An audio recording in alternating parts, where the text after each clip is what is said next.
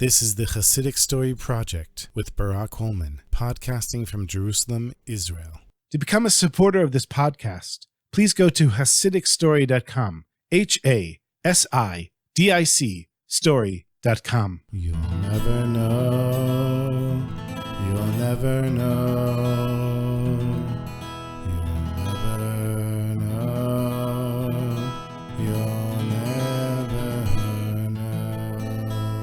Reb Zusha lived in the town of Hanapoli, and even though Reb Zusha was a Rebbe with Chassidim and a great following and a great name, there was a rabbi in the town, because a rabbi and a Rebbe are not the same thing. You come to a rabbi to ask halachic questions. Is this chicken kosher?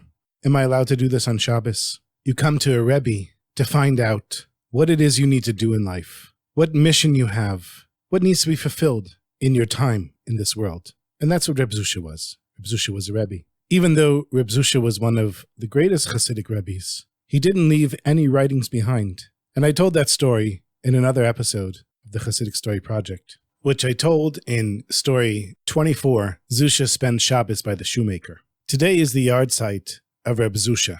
There's a story of a Chassid who came to the Maggid of Mezrich, and even though he was wealthy and had many wonderful blessings in his life, he was unhappy with his lot. And he said to the Maggid, please, you have to help me. How can I get over feeling like I don't have enough and I'm not fulfilled in life? The Maggid of Mezrich, who was the successor of the Baal Shem Tov, the Rebbe and teacher of Reb Zusha, he said, for that lesson, you're going to have to go and visit my Zusha, which is what he called Reb Zusha, my Zusha. So this wealthy chassid, he goes to Reb Zusha and Hanapoli, and he sees Mamish, his house is like tilted on an angle and about to fall over. There's mud on the outside, there's mud everywhere. And Reb Zusha is sitting outside, learning from a sefer.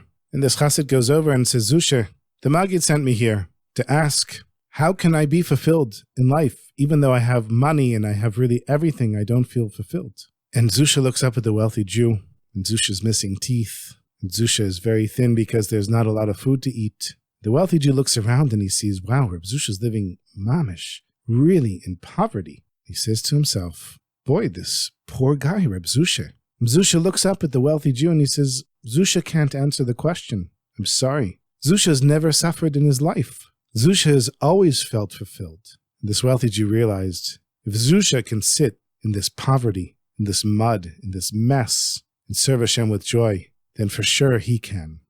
Okay, another story about Reb Zusha. One day, the rabbi of Hanapoli comes to Reb Zusha, and he's completely broken. He's at his wit's end. And he says to Reb Zusha, I don't know what to do. I'm angry all the time. And I look at you, and your calm, peace of mind. You never seem to get angry. Not only that, you're happy. You're genuinely happy. And I'm always sad. Zusha, please, I'm tired of being sad. How can I serve Hashem with joy like you? Zusha says to the rabbi, Kvod Rav, honorable rabbi. Zusha saw what happened at Moshe the Gvir's wedding. So Moshe the Gvir was Moshe, the wealthy man in the town of Hanapoli. And Moshe was marrying off his first child, his oldest daughter. And it was a great simcha, a great joy that he wanted everyone to participate in. So he made sure to invite everyone to the wedding personally, with a messenger. You know, these days we get invitations online, but in the old days, a messenger would go around inviting everyone to the wedding. This is Reb Zusha speaking. The messenger comes to the rabbi's house, and the rabbi says, let me see, where am I in the list? And the rabbi sees that he's number 17. The rabbi who was supposed to officiate over the wedding, he says, 17? I should be number 1 on that list. I'm the rabbi. And the rabbi decides, you know what? I'm going to make them pay, inviting me number 17th. What chutzpah.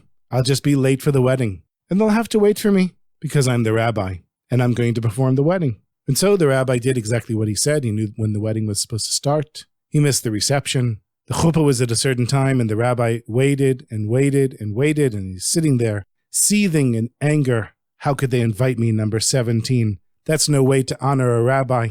And finally, an hour after the chuppah was supposed to start, the rabbi walks over to where the wedding was happening. What does the rabbi discover? The chuppah is over. Everyone is dancing. Everyone is eating. The festivities are happening. And the rabbi walks in and he's in shock. He says, what?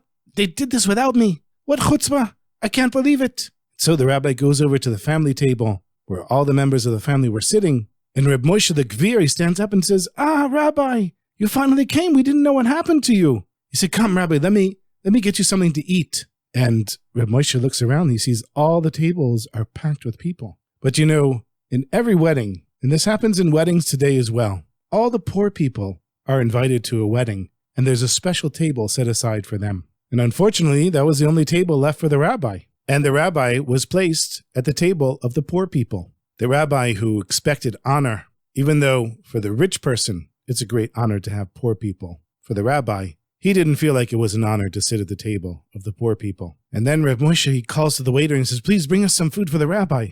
A full plate, everything. And unfortunately, almost all the food was gone. So the waiter, he comes back with just a little piece of chicken and a little piece of herring and half a piece of bread. And Reb Moshe apologizes to the rabbi and says, Rabbi, I'm so sorry. This is all we have left. If we had more, I would give you happily. In the meantime, everybody's finished eating and it's time to say Birkat HaMazon. And somebody else is asked to lead Birkat HaMazon, grace after the meal instead of the rabbi. And the rabbi leaves there and he's angry. He's angry at Reb Moshe. He's angry at his wife. He's angry at himself. He's angry at everything. And so Reb Zusha says to the rabbi, and that's why the rabbi is angry all the time. Zusha says, now let Zusha tell the rabbi the same story, but from Zusha's perspective.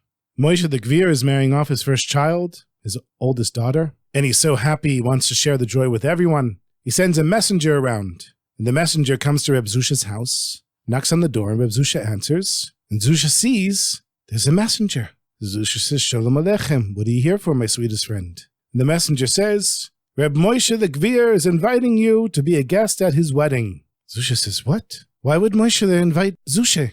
What did Zusha ever do to be invited to a wedding? Wow, what an honor. What a great honor. So Zusha says to the messenger, Zusha will be there. And the day of the wedding comes, and Zusha's thinking to himself, wow, Moshe, he's probably got so much on his plate. He probably needs some help. So Zusha shows up early for the wedding. And Zusha helps to set the tables and set up the chairs and arrange everything. And now it's time for the chuppah. And everyone is waiting for the rabbi to show up. But he doesn't show up. They're waiting and waiting and waiting. And finally, Moshe the Gvir turns to Reb Zusha and says, Zusha, please give us the honor of being the Mesader Kedushin, of conducting the wedding. And Zusha says, but Moshe, the rabbi is supposed to do this. Well, the rabbi's not here. Please, Zusha, please do the wedding. And so Zusha conducts the wedding. And then Zusha is placed at the table of Moshe the Gvir and his family. And Zusha's fed a beautiful meal. And then Zusha is asked to lead Birkat HaMazon. And Zusha went home, and Zusha was happy. So Zusha says to the rabbi, you see, Rabbi, the reason that the rabbi is unhappy is because the rabbi wants things to be his way. And the reason that Zusha is happy is because Zusha knows how to let go and let Hashem do things the way Hashem wants them to be done. And so Zusha, when he showed up to the wedding, was given the chance to help set up, was given the honor of performing the chuppah, was given the honor of sitting at the table of the family and of leading Birkat HaMazon. And when everything like that happens to a person, it's very easy to be happy. But when a person wants things to be their way and forces it to be their way, it many times causes a person to be unhappy, like the rabbi.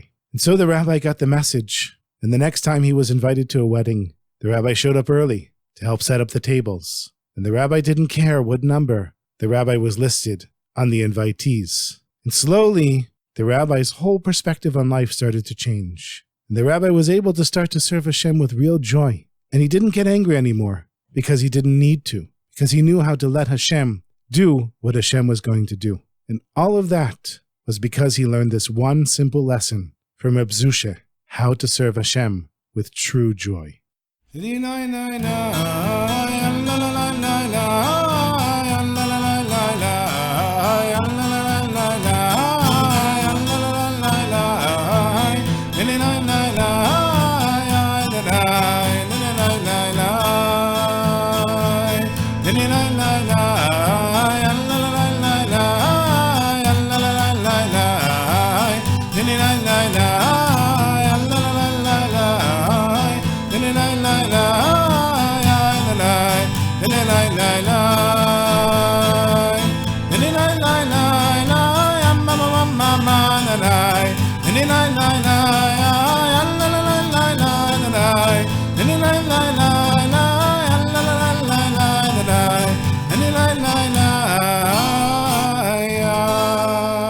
As always, thank you for listening, my friends. And remember to check out my other podcast, Jewish People and Ideas, where I had a fascinating conversation with author Daniel Gordis about the relationship between American Jews and the State of Israel. You can find it by searching my name, Barak Hullman, BarakHullman, wherever you listen to your podcasts. And thank you very much.